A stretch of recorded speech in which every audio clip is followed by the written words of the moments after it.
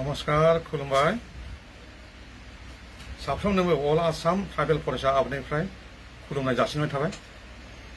दासान्दि नुदों जोंनि भारत हादराव जेरावबो एमपि इलेक्शननि थाखाय साखाफारा। जोंनि आसामावबो मोनथाम फेज जादों।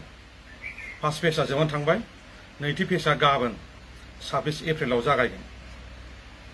दा अल आसाम ट्राइबेल स्टुडेन्टनि प्रेसिडेन्ट हिसाबै माखासे खोथा बुंनो सानदों।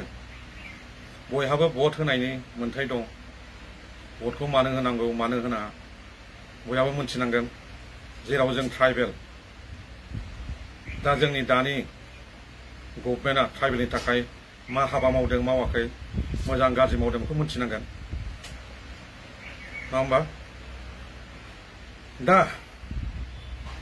जोंनि आसामाव बिजेपि गभर्नमेन्ट जानायनि सिगां कंग्रेस गभर्नमेन्टमोन। परिबर्तन होननानै कंग्रेस गभर्नमेन्टआ गैला, बिजेपि फैबाय। दा बिजेपि गभर्नमेन्ट फैनाय लोगो लोगो जोंनि आसामाव 2017आव मोनसे गोदान आयेन खालामदों। बेनो जाहैबाय Assam state capital region development authority act 2017। बे एक्टनि उद्देश्यआनो जाहैबाय आसामनि केपिटेलखौ गुवारै बारायनाय बा जायगाखौ फुवारनाय। दा केपिटेलखौ फुवारनांगौबा गुवाहाटीनि टाउननि साखाथि फाखाथि बारायनांगौ। दा साखाथि फाखाथि साइडजोंथ' गासिबो tribal area, tribal belt block जोब, जागिरद बक' बे साइडजों। दा बे एक्टआव डिसिनो मोनसे पावार होदों। डिसिआ गोसो जाबानो अधिग्रहण खालामनानै बे हाखौ लानो हायो बा केपिटेल रिजनाव सोनो हायो। दा बेयो जों ट्राइबेल बेल्ट ब्लकखौ सिफायनो मोनसे बिजेपिनि जरजन्त्र, जोंनि ट्राइबेलफोरनि थाखाय दुखुनांथाव। नैथियाव धेमाजि आरो लखिमपुराव ट्राइबेल बेल्ट ब्लक मोननैखौ सिफायबाय, बेबो दुखुनांथाव। सिफायबाय अरजालामोन। बिनि उनाव मोनबा जाति नन ट्राइबेलफोरखौ प्रटेक्टेड क्लास खालामबाय। दा जोंनि ट्राइबेल बेल्ट ब्लकआव नन ट्राइबेलफोरखौ प्रटेक्टेड क्लास खालामोबा ट्राइबेल बेल्ट ब्लकनि माबा बिलु थाबावगोनसो। गासिबो हा फाननो मोनो, हा बायनो मोनो। बिदिबालाय ट्राइबेल बेल्ट ब्लकखौ मानो नांगौ? ट्राइबेल बेल्ट ब्लकखौ सिफायनाय जाबाय जोंनि गासिबो आसामावनो। बेसे दुखुनांथाव। बेनिफ्राय देरसिन मा थाबावगोन? लोगोसे आसामाव गोबां जायगायाव इलेक्सन खालामदों गावसोरनि सत्र धोरोम बायदि बायदि जायगाफ्राव। गुवाहाटीयावबो माखासे गोबां खालामदों, जों ट्राइबेलफोरखौ खालामदों। नाथायबा जोंनि बिटिसिआव बा ट्राइबेल बेल्ट ब्लकआव हाई कर्टनिफ्राय अर्डार हरसेयावबो इलेक्सन खालामाखै। मानो? दानि बे इलेक्सन गनायावनो खालामखायाबा बबे समाव खालामो? नाङा फाङा जायखौ इलेक्सन खालामनांगौ इलेक्सन खालामाखिसै। जोंनि मानसिखौसो इलेक्सन खालामगासिनो दं। दाख्लैसो बावथाराखै उल्टापानियाव बर्ड अफ कन्डाक्ट जाबाय इलेक्सन समाव, मानो इलेक्सन खालामखो? बिनि अनगायैबो सिगाङाव गोबां खालामबाय। दुखुनांथाव बेफोरबायदि जाथाय। आरो दाथ' दानि गभर्नमेन्टआ बिजेपिआ खा लाबोदों, CAA। खाखौथ' गोबां मानसिया मोजां मोनथिया। जायफ्रा फरासुना दङ बिसोर मोनथिगोन, जोंनि गामिनि मानसिफ्राथ' रावबो मोजाङै मोनथिया। आसा खालामो खानि सोमोन्दैबो जाय मोनथियो गामिफ्राव जोंनि रायजो राजा ट्राइबेलफोरनो खिन्थायो। दाख्लैसो अरुणाचलनि किरेन रिजिजु बिथां, फर्मार मिनिस्टार, बिथाङा जोंनि आसामनि CM बिथांजों हिमन्त बिश्वजों सावरायदों।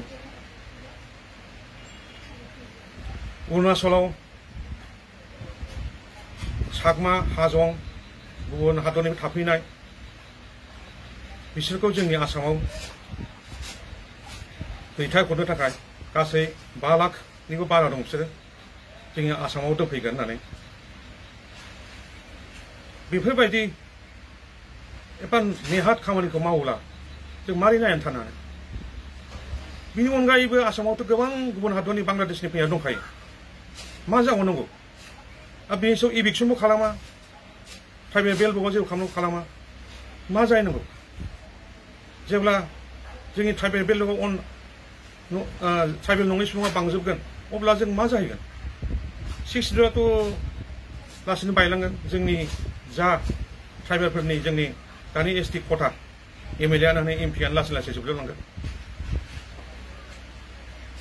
जोंनि रायजो राजाफोरा साननांसिगोन गोबां सिन्था खालामनांगौ दं लोगोसे इउसिसि इउनिफर्म सिभिल कोड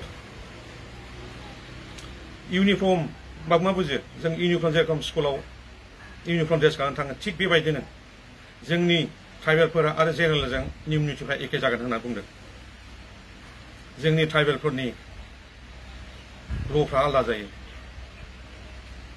जोंनि नियम निति जेनेरेलजों मिलाया जोंनाव माखासे कास्टमारि ल' थायो ट्राइबेलफोरनाव बिसोरजों मिलाया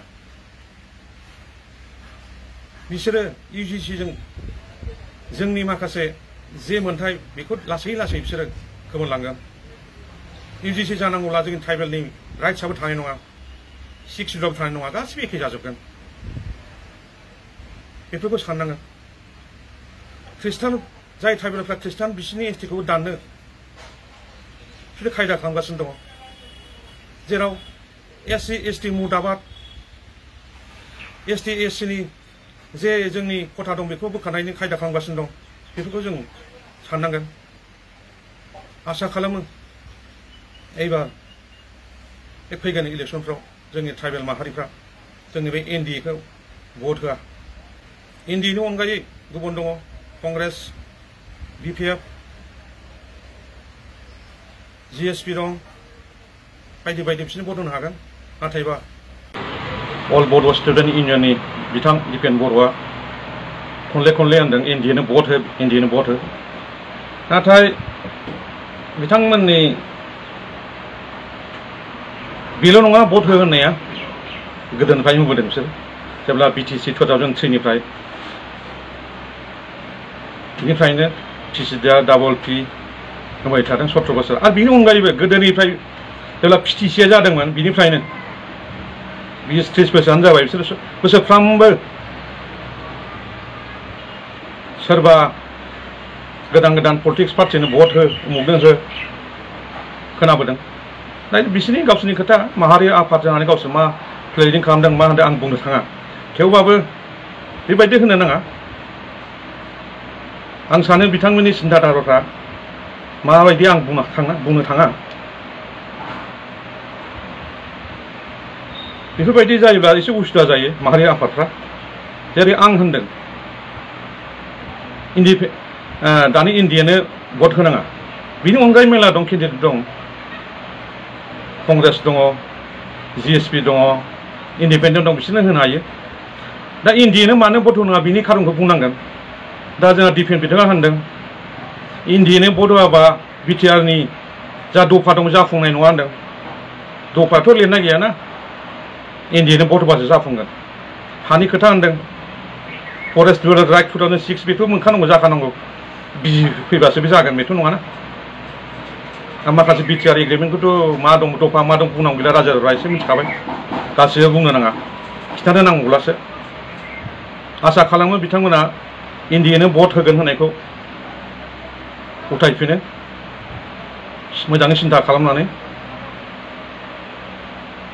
एसेनोसै गोजोन्थों।